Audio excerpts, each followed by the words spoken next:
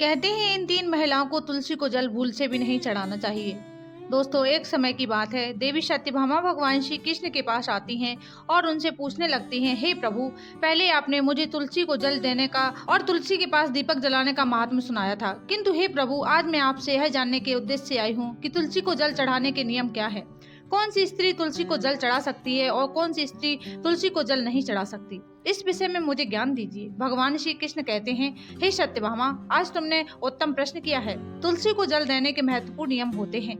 उन नियमों का पालन करते हुए ही तुलसी को जल देना चाहिए। यदि कोई व्यक्ति इन नियमों का पालन नहीं करता है तो उसे महापाप लगता है। देवी लक्ष्मी उसके घर का त्याग करके चली जाती हैं। हे प्रिय, आज मैं उन तीन स्त्रियों के विषय में बताने वाला हूँ जिन्हें तुलसी को जल नहीं चढ़ाने चाहिए। इन स्त्रियों को तुलसी को जल देने का कोई शुभ फल प्राप्त नहीं होता है, उल्टा इनके द्वारा तुलसी को जल चढ़ाने पर उन्हें महापाप भी लगता है। तुलसी को जल चढ़ाने के नियम बताने से पूर्व देवी, मैं आपको सुनंदा का प्राचीन इतिहास सुनाता हूँ, जिसे आप ध्यान से सुनिए। जो भी स्त्री इस प्राचीन कथा का श्रवण करती है उसे तुलसी को 100 वर्षों तक जल देने का पुण्य प्राप्त होता है। इस कथा को जो भी ध्यान से सुनता है और इसका प्रचार करता है उसके दुखों का नाश होता है और उसकी दरिद्रता दूर होती है। देवी सत्यभामा कहती हैं, हे स्वामी, आपके मुख से इस कथा का श्रवण करना बड़े सौभाग्य की बात है। कृपया आप मुझे वह कथा सुनाइए, मैं इसे ध्यान से पूरा अवश्य सुनूंगी।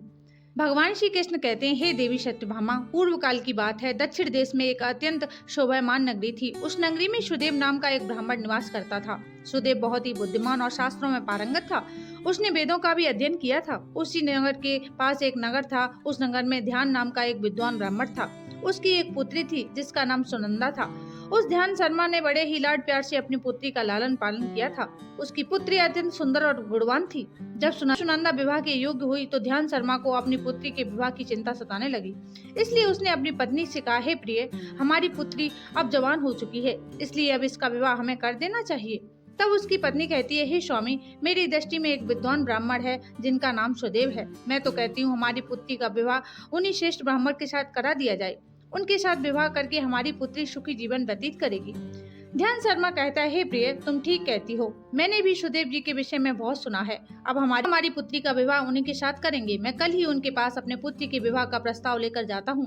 फिर ध्यान शर्मा अपनी पुत्री के विवाह का प्रस्ताव लेकर सुदेव के घर पर जाता है। सुदेव घर में अपने माता पिता की सेवा कर रहा होता है।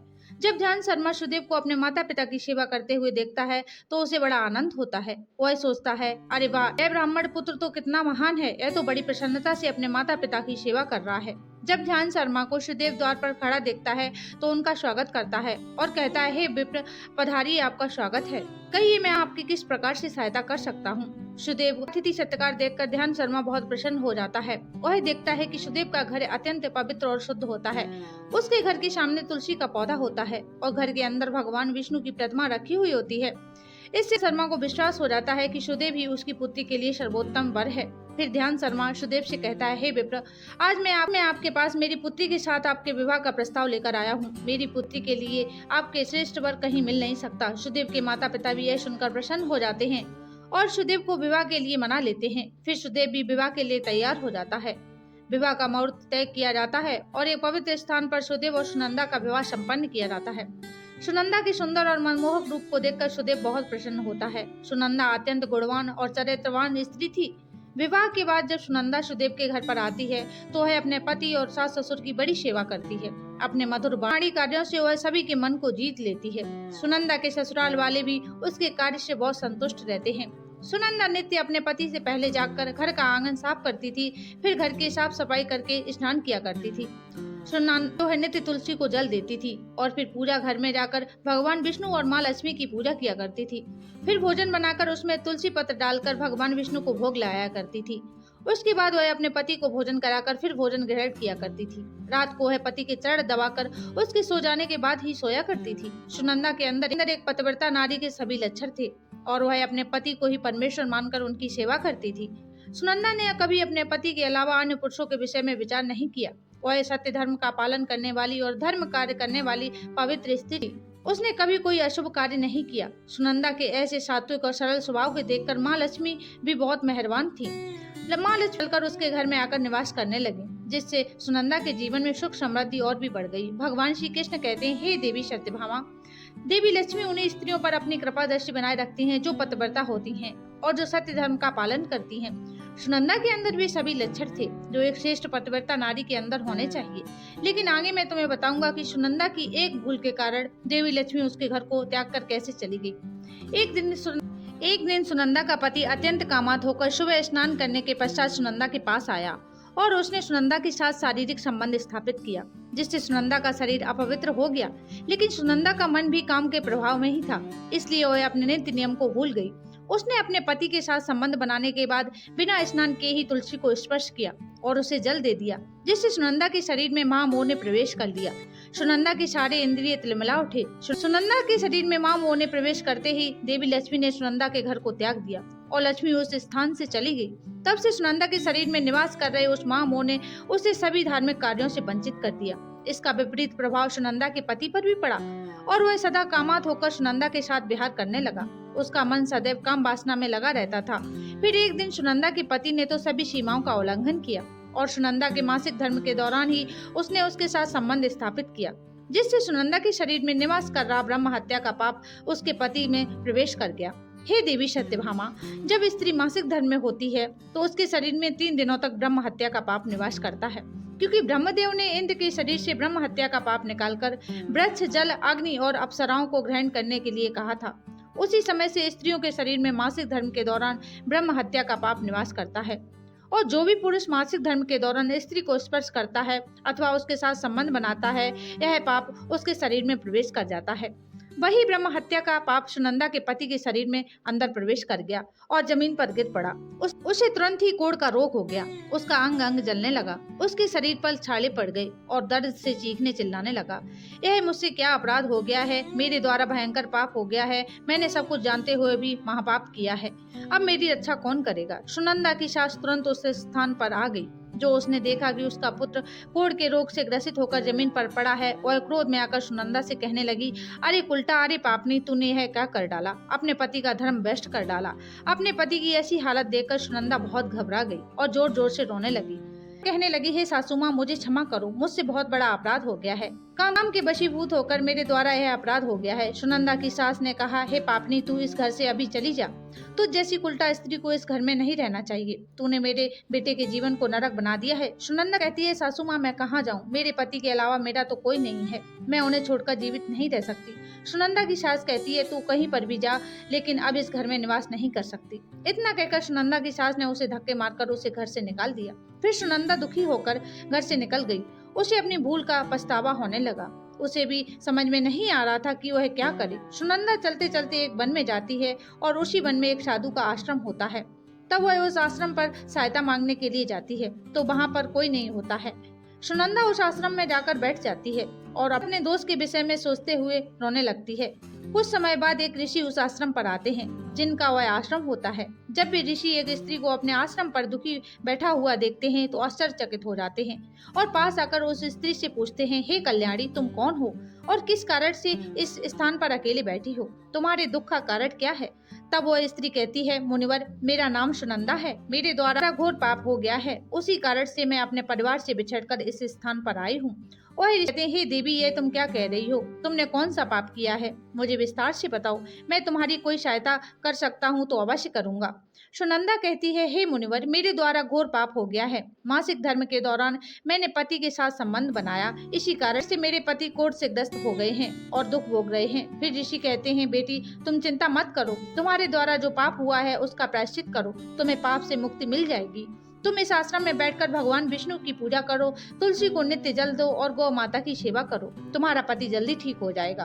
फिर वही उस आश्रम में रहकर भगवान विष्णु की नित्य पूजा करने लगती है और रोज स्नान करके वह ब्रह्मचर्य का पालन करते हुए तुलसी को जल चढ़ाती है और तुलसी के पत्र डालकर भगवान विष्णु को भोग लगाती है। फिर गायों को चारा डालती है, उनकी सेवा करती है। दिन भर वह भगवान विष्णु की मूर्ति के आगे बैठकर भगवान विष्णु की भक्ति करने लगती है। इस प्रकार से 1 वर्ष बीत जाता है। भगवान विष्णु सुनंदा की दृढ़ निष्ठा और भक्ति से अत्यंत प्रसन्न हो जाते हैं और सुनंदा को साक्षात दर्शन देते हैं। भगवान विष्णु को साक्षात अपने सामने खड़ा देखकर सुनंदा उन्हें बारंबार प्रणाम करने लगती है। तब भगवान विष्णु सुनंदा से कहते हैं, हे पुत्री, तुमने बड़ी श्रद्धा से अपनी भक्ति भाव से मेरी आराधना की है, इसलिए मैं तुम पर बहुत प्रसन्न हूँ। कहो तुम्हारी क्या कामना है। तब सुनंदा कहती है, हे प्रभु, कृपया मुझे किस दोष के कारण मेरे अंदर काम वासना हो गया था, जिस कारण से द्वारा घोर पाप हुआ और मेरे पति को कोढ़ रोग हो गया। भगवान विष्णु कहते हैं, हे पुत्री, तुम ध्यान से सुनो। तुम्हारे द्वारा अनजाने में एक पाप हुआ था, जिस कारण से तुम्हारे अंदर महामोह ने प्रवेश कर दिया था। एक दिन तुमने अपने पति के साथ संबंध बनाने के बाद बिना स्नान किए ही तुलसी को जल दिया था। पति पत्नी जब रति क्रिया करते हैं तो उनका शरीर अपवित्र हो जाता है और ऐसी अवस्था में तुलसी को कभी स्पर्श नहीं करना चाहिए। तुलसी लक्ष्मी का ही रूप है। तुमने अपवित्र अवस्था में तुलसी को जल अर्पण किया था, जिस कारण से देवी लक्ष्मी तुम्हारे घर से त्याग करके चली गई और फिर महामोह ने तुम्हारे अंदर प्रवेश कर लिया। उसी महामोह के कारण तुम्हारे और तुम्हारे पति के अंदर काम का प्रभाव अधिक बढ़ गया और मासिक धर्म के दौरान स्त्री के साथ संबंध होने के कारण तुम्हारे पति को कोढ़ रोग हो गया। और सुनंदा कहती है, हे प्रभु, अनजाने में मुझसे यह पाप हो गया था। अब आप इस पाप का प्रायश्चित क्या है मुझे बताइए।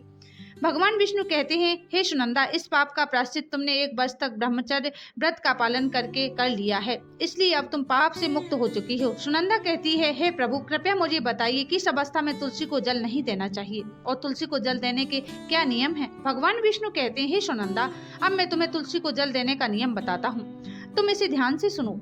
हे पुत्री, तुलसी एक अत्यंत पवित्र पौधा है। यह मुझे सबसे अधिक प्रिय है, इसलिए इसकी सात्विकता बनी रहनी चाहिए। इस पौधे को कभी अपवित्र अवस्था में स्पर्श नहीं करना चाहिए।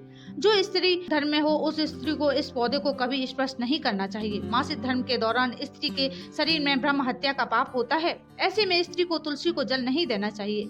किसी भी स्त्री और पुरुष को संबंध बनाने के बाद तुलसी के पौधे का स्पर्श नहीं करना चाहिए और न ही इसे जल देना चाहिए। संबंध बनाने पर स्त्री और पुरुष का शरीर अपवित्र हो जाता है। ऐसी अवस्था में तुलसी के पौधे को स्पर्श करने पर दोष लगता है। देवी लक्ष्मी ऐसे स्थान से चली जाती हैं। हे पुत्री, जो अपने पति का त्याग करके चली गई हो, जो विवाह के पश्चात अपने पति को छोड़कर अन्य पुरुष के साथ निवास कर रही हो, ऐसी स्त्री को भी तुलसी को जल नहीं देना चाहिए।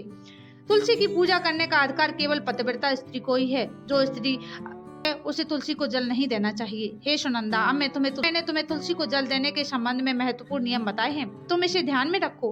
तब सुनंदा कहती है, हे पति कोढ़ के रोग से पीड़ित हैं, कृपा करके मेरे पति को रोग से मुक्त कीजिए। तब भगवान विष्णु कहते हैं, हे सुनंदा, तुमने इस तुलसी के वृक्ष की 1 वर्ष तक पूजा की है। यह अत्यंत पवित्र पौधा है। अब तुम इसके पत्ते से ले जाकर अपने पति को खिला दो, वह रोग और पापों से मुक्त हो जाएंगे। इतना कहकर भगवान विष्णु अंतर्ध्यान हो जाते हैं। यह सुनंदा बहुत प्रसन्न हो जाती है और भगवान विष्णु को बारंबार प्रणाम करके धन्यवाद देती है। फिर सुनंदा उस तुलसी के पौधे के कुछ पत्ते तोड़कर घर पर जाती है और अपने पति कोढ़ी को खिला देती है। तुलसी के पत्ते खाते ही उसका पति एकदम स्वस्थ हो जाता है और सुनंदा को गले से लगा लेता है। सुनंदा की सास भी यह चमत्कार देखती है तो बड़ी प्रसन्न हो जाती है। फिर वे सभी प्रसन्नता से रहने लगते हैं। भगवान श्री कृष्ण कहते हैं, हे सत्यभामा, इसलिए इन अवस्थाओं में स्त्रियों को तुलसी को जल नहीं देना चाहिए और न ही तुलसी को स्पर्श करना चाहिए, अन्यथा इसके अशुभ परिणाम भोगने पड़ते हैं, जैसे सुनंदा के साथ हुआ था। दोस्तों, अब जानते हैं तुलसी के पौधों से जुड़े महत्वपूर्ण नियम। शास्त्रों के अनुसार सोमवार, बुधवार और रविवार का दिन तुलसी का पौधा लगाने के लिए शुभ होता है, लेकिन ग्रहण काल में अर्थात सूर्य ग्रहण, चंद्र ग्रहण आदि दिनों में तुलसी का पौधा कभी नहीं लगाना चाहिए। तुलसी के पौधे को मिट्टी के गमले में लगाना श्रेष्ठ होता है। घर के मुख्य द्वार के सामने सुंदर गमले में तुलसी का पौधा लगाना चाहिए। तुलसी के गमले को हमेशा जमीन पर अथवा किसी ऊंची जगह पर रखना चाहिए, लेकिन इसे कभी लटकाकर नहीं रखना चाहिए। तुलसी के पौधे में अच्छी मिट्टी का प्रयोग करना चाहिए। अशुभ स्थानों की मिट्टी कभी तुलसी के गमले में नहीं डालनी चाहिए, जैसे शमशान, नाली, शौच वाले स्थानों की मिट्टी का उपयोग नहीं करना चाहिए। कभी क्या करते हैं उसे कभी जमीन के अंदर नहीं लगाना चाहिए। जमीन में लगाने से तुलसी का पौधा अपवित्र हो जाता है और साथ ही इसका आकार भी बहुत बड़ा हो जाता है, जिससे इसकी पूजा करने में परेशानी होने लगती है और लोग इसे टहनिया लगते हैं। इसके अलावा ध्यान न देने पर इसे पशु नुकसान पहुंचा सकते हैं। तुलसी का पौधा लगाने के उत्तर पूर्व तथा पूर्व दिशा ही सर्वश्रेष्ठ मानी गई है। इसमें उत्तर पूर्व दिशा अत्यंत शुभ होती है। इस दिशा में तुलसी का पौधा लगाने से घर का वातावरण सकारात्मक बनता है। अगर तुलसी का पौधा आंगन में लगाया जाता है तो यह शुभ फल होता है। तुलसी का पौधा कभी भी दक्षिण पूर्व दिशा में नहीं लगाना चाहिए, यह आग्नेय दिशा है। इस दिशा में तुलसी का पौधा रखने से जल्दी सूखने लगता है। तुलसी के पौधे को कभी अंधकार में नहीं रखना चाहिए। शाम के समय इसके पास दीपक जलाना चाहिए। इसके अलावा तुलसी के पौधे को चुनरी जरूर बांध देना। चुनरी के बिना तुलसी का पौधा अधूरा माना जाता है। तुलसी के पौधे में हरे रंग की लाल अथवा सफेद रंग का धागा जरूर बांध देना, लेकिन तुलसी को कभी छूना नहीं रखना चाहिए। तुलसी के पत्ते तोड़ते समय ध्यान में रखे चाकू और धारदार चीजों का प्रयोग करके तुलसी के पत्ते ना तोड़े। तुलसी के पत्ते उंगलियों से तोड़ने चाहिए। तुलसी के पौधे को कभी टहनी से नहीं तोड़ना चाहिए। थोड़ा अधिक समय लगता है, लेकिन तुलसी का एक एक पत्ता ही तोड़ना चाहिए। जितने आवश्यक हो उतने ही पत्ते लेने चाहिए। पत्ते तोड़ते समय नाखूनों का प्रयोग नहीं करना चाहिए, इससे स्त्री का सौभाग्य नष्ट होता है और दुर्भाग्य आता है। एकादशी के दिन तुलसी के पत्ते कभी नहीं तोड़ने चाहिए। एकादशी के एक दिन पहले ही तुलसी के पत्ते तोड़कर रखने चाहिए। सूर्य ग्रहण के दौरान तुलसी को स्पर्श नहीं करना चाहिए। किसी भी दिन शाम के समय तुलसी के पत्ते नहीं तोड़ने चाहिए। शाम को तुलसी निद्रा अवस्था में होती है, ऐसे समय पर तुलसी के पत्ते तोड़ना पाप माना गया है। पुरानी सूखी हुई तुलसी की पत्तियों को कभी फेंकना नहीं चाहिए, इसे मिट्टी में दबा दे, लेकिन कभी नाली में अथवा कचरे में ना फेंके। रविवार के दिन तुलसी को जल नहीं देना चाहिए। इस दिन पत्तियां भी नहीं तोड़नी चाहिए। तुलसी को जल देने के लिए शुद्ध पानी का ही प्रयोग करें। तुलसी को कभी गंदा जूठा पानी नहीं चढ़ाना चाहिए, स्थान पर नहीं लगाना चाहिए। कई बार महिलाएं तुलसी के पौधे को ऐसे स्थान पर लगाती हैं जो स्थान अपवित्र होता है, जैसे नाली के समीप या जिस स्थान पर ये धो जाते हैं, उस स्थान पर भी तुलसी का पौधा कभी नहीं लगाना चाहिए। इससे क्या होता है, गंदा पानी तुलसी के पौधे में गिरता है और यह अशुभ माना जाता है। पानी गिरने से तुलसी अपवित्र हो जाती है। तुलसी को बिना स्नान किए जल भी नहीं देना चाहिए। जो भी स्त्री तुलसी को जल देती है, उसे स्नान करके माथे पर सिंदूर लगाकर ही तुलसी को तुलसी मैया स्वीकार करती हैं। जो अविवाहिता है, जो अभी हैं, उन्हें सिंदूर लगाने की आवश्यकता नहीं है। ध्यान रहे, तुलसी का पौधा कभी सूखना नहीं चाहिए, यह अशुभ संकेत लेकर आता है। तुलसी का पौधा सूखने पर समझना चाहिए कि घर में नकारात्मकता शक्ति का वास है, इसलिए तुरंत वास्तु उपाय करने चाहिए। गुरुवार के दिन तुलसी के पौधे में कच्चा दूध डालने से माता लक्ष्मी अत्यंत प्रसन्न होती हैं। घर से दुख दरिद्रता और अशांति समाप्त होती है। गुरुवार के दिन केले के पौधे के साथ तुलसी का पूजन करना चाहिए। इससे अथाह धन संपत्ति की प्राप्ति होती है, जो कभी खर्च नहीं होता। केले में भगवान विष्णु और तुलसी में माँ लक्ष्मी का वास होता है, इसलिए गुरुवार को इनकी पूजा जरूर करनी चाहिए। दोस्तों, इस प्रकार से भगवान श्री कृष्ण ने देवी सत्यभामा को तुलसी को जल देने का महात्म सुना दिया है। आपको यह कथा कैसी लगी, कृपया करके। उम्मीद करते हैं आपको ये कथा पसंद आई होगी। पसंद आई हो तो प्लीज